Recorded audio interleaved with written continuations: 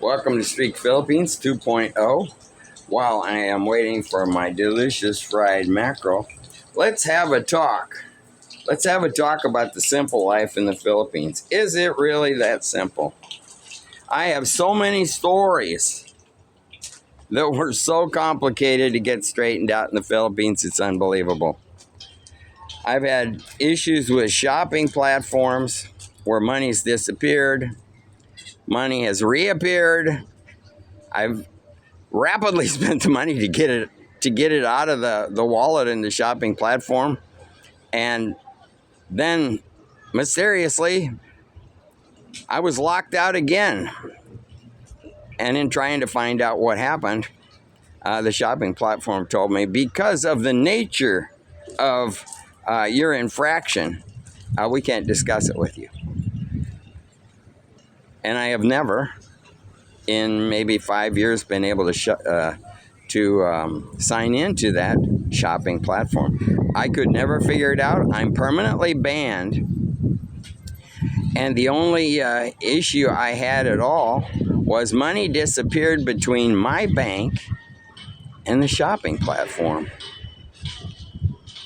I did get the money back and I spent the money. They locked me out again and it made no sense. Never did. Never. Total mystery. Total mystery. It's one of those things you will encounter in the simple life. Now, you might have watched my other video on getting these banking codes and the real nightmare it can put you in when you have a hard time activating cards and or even investing, because you really can't invest in almost anything except, I think, Interactive Brokers will let you open an account in the Philippines. Most companies now have restricted things to the Philippines. There's a lot of corruption. There's a lot of internet scammers. And today's issue, this actually brings us to today's issue. Holy mackerel there. Holy mackerel. Yeah. It's a lot of noise, huh? Wow. Anyway, today's issue, which started last night. We got an early start last night to today's issue. And that is Gcash. Now, have you heard the expression, no good deed goes unpunished? Well, my wife's aunt's birthday was yesterday, and I asked Josie, did you send her something? And she said, no, not yet. She was out of cash. So I said, we got to send her something. So I went to Gcash. Gcash says you need to update. So I hit the update button. No problem, right? Sometimes if you don't update, then you got an issue later on. After I did that, the app would no longer open. I followed every single thing. I looked online to Gcash's help, and they have no way of actually contacting, or you have no way of contacting them. It's just, it's insane. It's insane. You can't talk to a live person. It just keeps feeding you in an endless loop back to the online help. And the online chat thing isn't working either. So you have no way of even giving them the information, your number. They ask for a ticket number, a reference number, but they don't give you any way of inputting that. It just hangs up on you. So I don't know what's going on, but they got a big issue as yet to be unresolved. And how people are going to access their money, I made a small charge to Lazada shopping platform here just to check it out, and it did go through, so I can still spend my money. I just can't see what's in there, and I can't send any money from my account to an individual person like Josie's aunt, who it was her birthday yesterday. So we spent a couple hours on this last night, got nothing fixed, and a couple more hours today, and then Josie decided to look on Facebook. Well, she finds out that everybody that updated their account can't get back into it. So they got some kind of an issue. You know, I remember a few years back, my local bank here in the Philippines, one of the largest banks in the Philippines, was sending you your statement through email. And I said, email's not secured.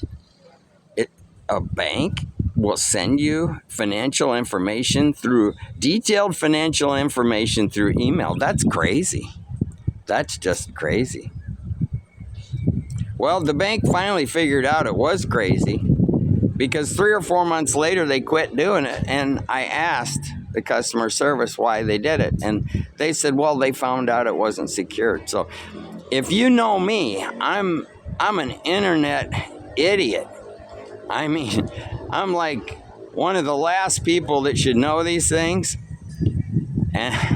But I learned this before my bank learned this. So a lot of businesses are really not good in internet. I tell Josie that all the time. But here's the real problem is a lot of scammers are really good at internet, you know, so they can take an easy advantage of these businesses that obviously know practically nothing about internet and security. Anyway, that's just my issue today, and you know, it really reminds me of the movie A Few Good Men with Jack Nicholson. Love that movie, absolutely love that movie. But you remember when Tom Cruise finally got Jack Nicholson to admit what he had done to the other Marine? And Jack Nicholson said, "You're goddamn right. You can't handle the truth." Yeah, that's the truth. Well, that's the truth about the simple life here too. And if you have any money connections to the U.S., it's way, way more complicated, and just about everything has to be done in person, in a long line, and it's just, the simple life is a myth. It's used for YouTube videos, and I think the real truth about the simple life is simple means cheap. But like I always say, you get what you pay for.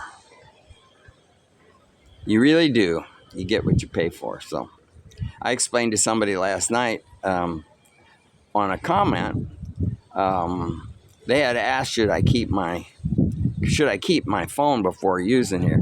Oh man, absolutely. You gotta arrange for a way to get those bank codes way before you get here. Now, a lot of these things have evolved since I've been here. So things weren't so secure. They were easier, but they're getting tougher every year because there's a whole lot of scammers in the Philippines.